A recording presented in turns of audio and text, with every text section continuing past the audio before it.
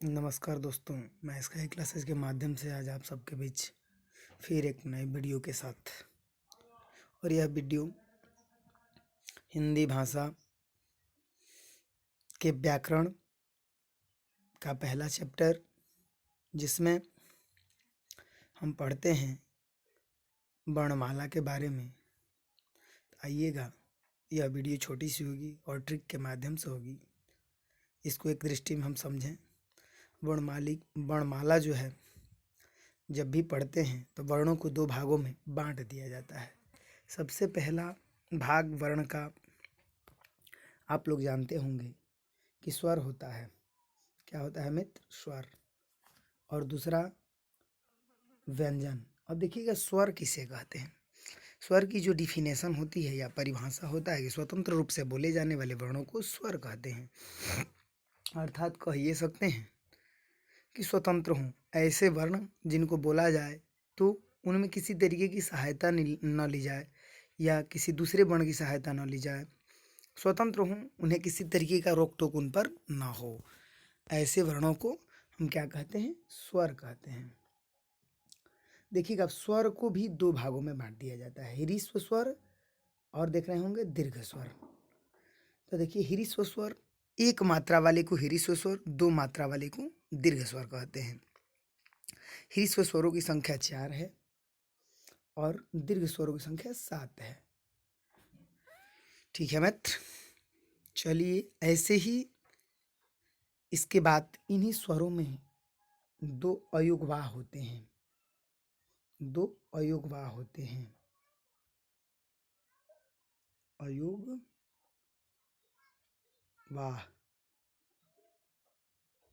और ये हमारे अंक अ होते हैं। अंक और अ होते हैं। देख रहे होंगे आप लोग, ये दोनों जो वर्ण हैं अयुग्वाह, अंक और अ, ये अयुग्वाह होते हैं। और ऐसे ही कहें तो कुल स्वरों की संख्या 13 और मूल स्वरों की संख्या हिंदी भाषा में 11 होती है। आप लोग ये टॉपिक समझ गए होंगे। चलिए मैं अब व्यंजन के बारे में आप सबको बता दूं। देखिए, व्यंजन को भी मुख्यतः 4 ही रूप में बांटते हैं, लेकिन आधुनिक हिंदी व्याकरण में इसे 5 रूप में बांट दिया गया है। देखिएगा, व्यंजनों की कुल संख्या अगर देखी जाए तो नया वाली जो व्याकरण आई है, इसमें बताया जाता है कि कुल व्यंजनों की संख्या 41 है, जबकि मूल रूप से 39 ही हैं। दो इसमें आगत व्यंजन ज फ को जोड़कर ये 41 बने हुए हैं। अब देखेंगे आप लोग ध्यानपूर्वक, इसे जब बांटा जाता है तो इसका पहला भाग, इसका जब वर्गीकरण करते हैं व्यंजन का, तो इसका पहला भाग होता है स्पर्श व्यंजन। आप लोगों को दिख रहा होगा स्पर्श व्यंजन। अर्थात कहने का मतलब ये है कि जिन वर्णों का उच्चारण किया जाए और मुख का कोई न कोई भाग हमारी जीभ स्पर्श करती हो या हवा स्पर्श करके निकलती हो, उन्हें हम स्पर्श व्यंजन कहेंगे। इसमें क वर्ग से लेकर प वर्ग तक, यानी क छ ट त फ के पांचों ये वर्ग हैं, क छ ट त फ, और इन पांचों वर्गों के समस्त वर्ण यानी 25 आ जाते हैं। और इनके साथ दो और भी वर्ण आते हैं जिनका नाम उक्षिप्त व्यंजन है। ये दोनों वर्ण आपको दिख रहे होंगे। ड ढ के नीचे बिंदी लगी है। चलिएगा, इसके बाद नंबर आता है अंतस्थ व्यंजन। य र ल आप लोगों ने पढ़ा होगा, तो य र ल व 4 वर्ण अंतस्थ होते हैं। ठीक है, ये स्थिर वर्ण नहीं माने जाते, इसलिए इनको अंतस्थ वर्ण कहा जाता है। ऊष्म व्यंजन का मतलब ये होता है कि मुख से जब हम बोलें किसी वर्ण को, किसी भी व्यंजन वर्ण को जब मुख से हम बोलते हैं, हवा मुख से निकलती है तो गर्म निकलती है। हवा गर्म निकलती है, और जब हवा गर्म निकलती है तो इसे हम ऊष्म व्यंजन कहते हैं। और इनकी संख्या कितनी है? 4। आइएगा, इसके बाद आगत। देखिए, व्यंजन में जो आगत होते हैं ये हमारे ज और फ होते हैं। ये अरबी फारसी भाषा के शब्द हैं और इनके नीचे बिंदी लगी रहती है। आप लोगों ने जब जहर लिखते हैं तो ऐसे इसी ज का प्रयोग जहर में किया जाता है। चलिए आगे बढ़ते हैं और इनकी संख्या 2 है। ऐसे ही संयुक्त व्यंजन, संयुक्त का मतलब ये होता है कि वर्णों को जोड़कर यानी व्यंजनों को जोड़कर एक नया व्यंजन बनाना। जैसे छ लिखा है तो देख रहे होंगे छ जो है 2 वर्णों से मिलकर बना है। आप लोग ऐसे छ को लिख दें और इसको हम जब पढ़ते हैं तो क छ पढ़ते हैं और क अधन स।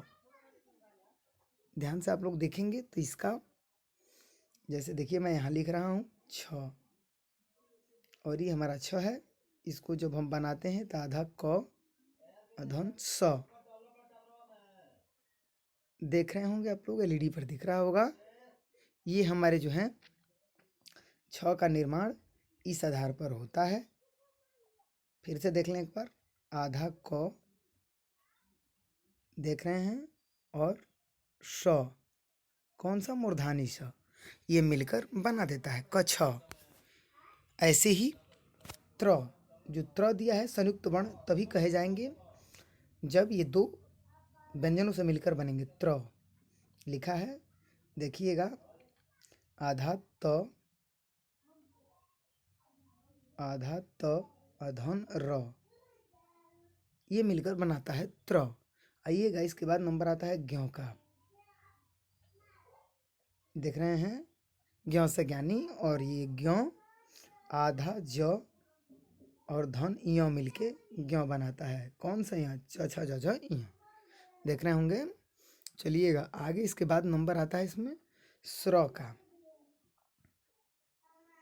देखेंगे स्र का जब नंबर आता है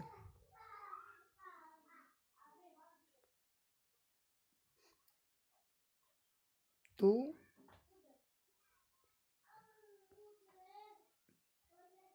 देखिए स्र जो है ऐसे बनता है और ये बना है तालाबी स आधा और र को जोड़कर स्र। देख रहे होंगे बंधु। चलिए आगे हम बढ़ते हैं तो ऐसे करके आप लोगों ध्यान से देखेंगे तो स्वरों की संख्या जो हमारी है वो 11 और ये 41 टोटल मिलके हो जाते हैं बंधु कितने, आप लोगों को दिख रहा होगा। टोटल मिलके इनकी जो संख्या होती है 52 होती है। कुल हिंदी वर्णमाला में वर्णों की कुल संख्या कितनी है, 52। ये याद रखिएगा कितने, 52। चलिए आगे बढ़ते हैं। आता नंबर है कि हिंदी वर्णमाला में 33 मूल व्यंजन, इसके अतिरिक्त 2 उक्षिप्त व्यंजन, 2 अयोगवाह, 4 संयुक्ताक्षर व्यंजन यानी संयुक्त व्यंजन, और इनमें 11 मूल स्वरों को मिला के कुल वर्णों की संख्या हमारी 52 हो जाती है। ठीक है। चलिएगा अब हम पढ़ेंगे स्वरों का उच्चारण स्थान, कि स्वर कहाँ से उच्चारित होते हैं। देख रहे होंगे आप लोग, इसको समझिए, इस तालिका को समझेंगे कन्फर्म समझ में आएगा। चलिए इसमें देखिए कह रहा है कि उच्चारण स्थान के बारे में जब हम पढ़ते हैं तो स्वर 2 भागों में बटे थे, ह्रस्व स्वर और दीर्घ स्वर। देख रहे होंगे, और इनको निरुनासिक या मौखिक स्वर वाले भी एक तालिका बनी है, एक अनुनासिक स्वर की तालिका बनी है। इसे ध्यानपूर्वक समझिए ये क्या होते हैं। देखिए वर्णों का जब नाम आता है तो उच्चारण स्थान और नाम की जब चर्चा की जाए तो कंठ, सबसे पहले कंठ की बात होती है। कंठ हमारा देख रहे हैं, कंठ यानी कह ये सकते हैं कि जो हमारी गर्दन होती है इसका, ये गर्दन को ही कंठ कहते हैं। जो नीचे आपके मुख के नीचे वाला जो भाग है वो कंठ है। यहाँ से जो वर्ण बोले जाते हैं उन्हें कंठ कहते हैं। और इससे कोई अगर स्वर बोला जाता है तो अ बोला जाता है, आ बोला जाता है, और ये दोनों बोले जाते हैं कहाँ से, कंठ से। इन्हें मौखिक स्वर या निरुनासिक स्वर भी कहा जाता है। और अनुनासिक, अनुनासिक का पहचान ये है बंधु कि अनुनासिक स्वर जो होते हैं उनके ऊपर चंद्रबिंदी लगी रहती है। वो चाहे कोई भी स्वर हो उनके ऊपर चंद्रबिंदी लग जाएगी। ठीक है। चलिए आगे बढ़ते हैं। अब नंबर आता है तालु का, यानी तालव्य। आप लोग देख रहे होंगे तालव्य जो होते हैं ये इनकी जब बात की जाए, एक सेकेंड मित्रों, चलिएगा देखेंगे आप। इनकी जब बात की जाती है तो तालव्य यानी तालु, मुख के भीतर की छत के पीछे का भाग यानी जो गड्ढा होता है उसे हम तालु कहते हैं। मुख के भीतर का जो छत होता है, मुख में आप लोग अपने अपने मुख जीभ को उठा के देखिए, मुख में गड्ढा बना हुआ है ऊपर, और उसी ऊपर के भाग को हम क्या कहते हैं? तालु कहते हैं। और तालु से उच्चारित होने वाला जो वर्ण है वो दोनों ई है, यानी छोटी ई और बड़ी ई। इन्हें मौखिक स्वर भी कहते हैं। छोटी ई बड़ी ई को मौखिक स्वर भी कहा जाता है। और अनुनासिक के बारे में मैंने बता दिया है। अनुनासिक जो होते हैं वो चंद्रबिंदी वाले स्वर होते हैं। आइएगा, इसके बाद नंबर जो आता है हमारा, आप स्क्रीन पर देख रहे होंगे। चलिए मैं आप सबको समझा दूं। मूर्धा, मूर्धा का मतलब ये होता है कि मुख के अंदर गड्ढे के जब आगे निकलते हैं आप लोग, तो लाइन लाइन सा अपने जीभ को उठाकर छू के देखें, लाइन लाइन सा बना हुआ है दांत के पीछे और उस गड्ढे के आगे, और उस लाइन लाइन वाले भाग को मूर्धा कहा जाता है। मूर्धा यानी मुख के भीतर की छत का आगे का भाग। अब इससे जो कोई अगर स्वर उच्चारित होता है तो उसका नाम री है। क्या है बंधु? री, री से ऋषि, और ये री है। इसके बाद देखिएगा ए ऐ ओ औ की बात होती है तो ये दोनों मिलकर होते हैं। ये जैसे ए ऐ जो है कंठ और तालु को मिलाकर कंठ तालव्य है। कैसा वर्ण है? कंठ तालव्य। कहाँ कहाँ से बोला जाता है ये? तो कंठ भी इसमें बोल की सहायता ली जाती है और तालु की भी सहायता ली जाती है, तभी ए और ऐ हम बोल पाते हैं। इसके बाद नंबर बंधु आता है हमारा ओ और औ का। तो ओ बोला जाता है, ये भी दो जगहों से बोला जाता है। पहला ओष्ठ और दूसरा कंठ। पहले ओठ की सहायता ली जाएगी, फिर कंठ की। ओ औ देख रहे होंगे आप, बोल के देखिए समझ में आएगा। ओ औ, तो ओ पिछवा देख रहे होंगे तो क की तरह इससे आवाज आ रही है। कंठ, इसको हम कंठ ओष्ठ कहते हैं। कंठ और ओष्ठ की सहायता ली जाती है। इसके बाद आप लोग देखेंगे तो नंबर हमारा आ जाता है ओष्ठ का, अर्थात ओठ का। ओठ से कोई अगर स्वर बोला जाता है तो वो दोनों ऊ है, छोटा ऊ और बड़ा ऊ। आप लोग देख रहे होंगे छोटा ऊ बड़ा ऊ। ठीक है, चलिएगा मित्र। इसके बाद एक सेकंड,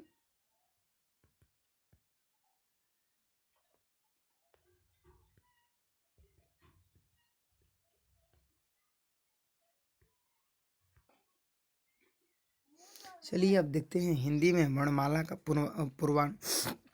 पुनर्विलोकन करें। विलोकन किया जाएगा तो इसमें देखिएगा, जिन वर्णों का उच्चारण बिना किसी अवरोध के साथ, बिना किसी दूसरे वर्ण की सहायता से होता है उन्हें हम स्वर कहते हैं। ये बात मैंने आप लोगों को पहले बता चुकी है कि स्वर किसे कहते हैं, तो जिसमें किसी तरीके की सहायता न ली जाए, किसी दूसरे वर्ण से हेल्प न लिया जाए, उसे हम स्वर कहेंगे। जिन स्वरों को उच्चारण में कम समय लगता है उन्हें क्या कहते हैं? तो देखिएगा, सबसे जब कम समय लगेगा यानी एक मात्रा का समय लगे उसे ह्रीस्व स्वर कहते हैं या ह्रस्व स्वर कहते हैं। ठीक है बंधु। इसके बाद नंबर आता है, अब ह्रस्व के बाद मैं बता दूं, कुछ विद्वान जो देखिएगा ह्रीस्व लिखते हैं, कुछ ह्रस्व लिखते हैं, इसमें कन्फ्यूज नहीं होना, दोनों एक ही चीज़ है। ये क्षेत्रीय भाषाओं का प्रभाव है। से हमारे ब्रज क्षेत्र के जो विद्वान हुए वो ह्रस्व लिखा करते थे, और हमारे काशी क्षेत्र के जो भी हिंदी के विद्वान हुए वो ह्रीस्व लिखा करते थे। आइएगा, अब नंबर आता है हमारा, जिन स्वरों के उच्चारण में ह्रीस्व स्वरों से अधिक समय लगता है उन्हें क्या कहते हैं? उन्हें दीर्घ स्वर कहते हैं। ह्रीस्व से जहाँ ज़्यादा समय लग जाए यानी दो मात्रा का समय लगे उसे दीर्घ स्वर कहते हैं। अब देखिएगा, ह्रीस्व स्वर आप लोग ऊपर पढ़े हैं। ह्रीस्व स्वर अ ई उ री यानी मूल स्वर के नाम से इन्हें जाना जाता है, और दीर्घ स्वर आ ई उ ए ऐ ओ औ आ। देख रहे होंगे आप लोग, ये ऊपर वाला ह्रीस्व स्वर, ये मूल स्वर। तो मूल स्वर या ह्रीस्व स्वर एक ही चीज़ है, और इसके बाद दीर्घ स्वर देख रहे होंगे। चलिएगा अब इसके आगे हम बढ़ते हैं। बस बने रहें और 2-3 मिनट का वीडियो होगा। आगत स्वर, आगत स्वर देखिएगा, ये सबसे अच्छी बात है। आगत स्वर ये अंग्रेजी भाषा का है। आगत स्वर अंग्रेजी भाषा का है। जैसे हम लिखते हैं कॉलेज, देख रहे हैं आप लोग, और इसके ऊपर ऐसे लगा देते हैं तो कॉलेज लिखते हैं। ये जो लगता है यही तो आगत स्वर है, और ये कहाँ से आए हैं? अंग्रेजी भाषा से। चलिएगा अग्रस्वर, जो अग्रस्वर यानी जीभ के अगले भाग से बोले जाते हैं उन्हें अग्रस्वर कहा जाता है। कहाँ से बोले जाते हैं मित्र? अगले भाग से। जीभ जब बोलती है तो उसके आगे भाग से जिनको बोला जाता है उन्हें अग्रस्वर। इसके बाद नंबर आता है मध्यस्वर, यानी जीभ के ठीक बीचों से जिन वर्णों को बोला जाता है उन्हें मध्यस्वर कहते हैं। और पश्चस्वर, यानी ऐसे स्वर जो जीभ के ठीक पिछले भाग से बोले जाते हैं उन्हें पश्चस्वर कहते हैं। अब देखिएगा अग्रस्वर में दोनों ई और दोनों ए आई आते हैं, यानी छोटी ई बड़ी ई ए आई, ये दोनों अग्रस्वर होते हैं। मध्य में केवल अ आता है, पश्च में आ, उ, छोटा उ, बड़ा उ, ओ, औ और आगत स्वर। देख रहे हैं। इसके बाद समृद्ध, देख रहे हैं ये क्या होते हैं? ये हमारे जो समृद्ध हैं, ये उच्चारण के आधार पर इनको भी बोला जाता है, और ये हमारे ओठ की स्थिति को बताते हैं। समृद्ध, और इसके बाद अर्धसमृद्ध, फिर विवृत और अर्धविवृत। अब देखेंगे आप लोग, ध्यान दीजिएगा। समृद्ध यानी ओपन, सॉरी मित्र, क्लोज। ये ऐसी स्थिति है कि अंग्रेजी का जो क्लोज शब्द है ये हमारा समृद्ध है। विवृत यानी ओपन, और ये हाफ हाफ दोनों में जोड़ दें तो देखिए दोनों ई जो हैं बोलने पर बड़ी ई और बड़ा ऊ, मुंह बंद ही रहेगा और दोनों वर्ण बोले चले जाएंगे। ध्यान दीजिएगा ये दोनों। और इसके बाद अर्धसमृद्ध, आधा मुंह खुलता है और फिर ये दोनों हम बोल ले जाते हैं, छोटी ई बड़ी ई। और विवृत, मुंह पूरा खुलता है, ओपन होता है। आ बोलेंगे तो मुंह बंद होकर बोल ही नहीं पाएंगे। आप बोल के देखिएगा तो ये ओपन इंग्लिश का शब्द है। विवृत का मतलब OPEN, और समृद्ध का मतलब क्लोज। देख रहे हैं। और इसके बाद आइएगा, मैं आपको बता दूं, अर्धविवृत यानी half close, half open, sorry half open. इसका मतलब ए, ओ, और आगत स्वर। अब देखिएगा व्यंजनों की संख्या हमने पढ़ लिया है। होती तो ऐसे व्यंजन 39 हैं, लेकिन दो जो आगत व्यंजन हैं उनको लेकर 41 हो जाता है। कितने हो जाते हैं? 41। अब देखिएगा और स्पर्शी व्यंजन 27। ध्यान से देखिएगा, व्यंजनों की संख्या यहाँ 41 दे रखा है, और स्पर्श व्यंजनों की संख्या 27 जो मुंह के किसी न किसी भाग को छूते हैं, जैसे कचट तप, ये पांचों वर्ग, कवर्ग चवर्ग टवर्ग तवर्ग पवर्ग, पांचों वर्ग। और अंतस्थ व्यंजन 4 आप लोगों ने ऊपर पढ़ा है, और उसमें व्यंजन भी 4। धन्यवाद मित्र, यही वीडियो ये समाप्त होता है, और हमें आशा पूर्ण विश्वास है कि वीडियो आप लोगों को पसंद आएगा। अगर वीडियो पसंद आए तो लाइक करें, सब्सक्राइब करें, और हम अधिक से अधिक शेयर करें।